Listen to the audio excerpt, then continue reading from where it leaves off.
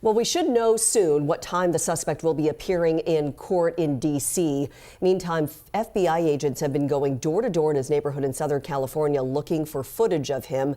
CNN's Karen Caifa joins us live from D.C. this morning. Karen, a lot of people, of course, are wondering what is the motive in this case? What else have we learned about the suspect since the shooting?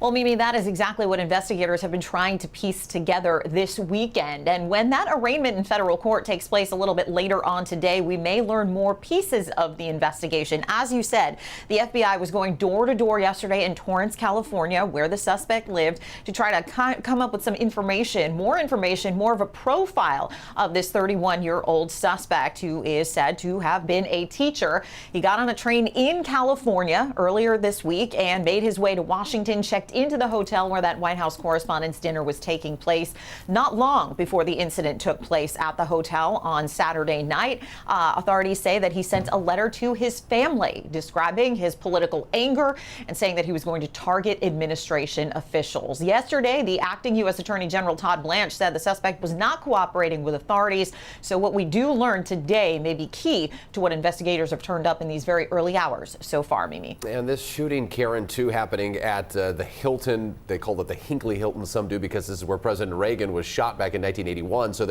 there's security concerns about these kinds of events. Now there's renewed talk about building this ballroom at the White House. Can you tell us about discussions ongoing there? You know, Jake, during that very kind of surreal black tie briefing that took place barely an hour after people left the Hilton on Saturday night, this was one of the first things that President Trump talked about when he was speaking to reporters, is the importance, he says, of having that ballroom built on the White House campus. Remember, the east wing of the White House was torn down last fall to make room for that ballroom, which President Trump, in his remarks on Saturday night, said would be more secure, would be bulletproof, he said, and able to host these kinds of events.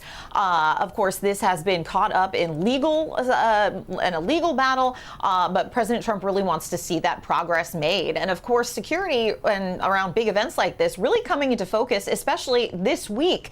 King Charles and Queen Camilla are expected to arrive here in Washington later on this afternoon. They will be guests of a state dinner at the White House. So all of this together really putting security in Washington and in these very high-profile events in focus. Yeah. Karen Caifa live in Washington, D.C. this morning. Thank you, Karen.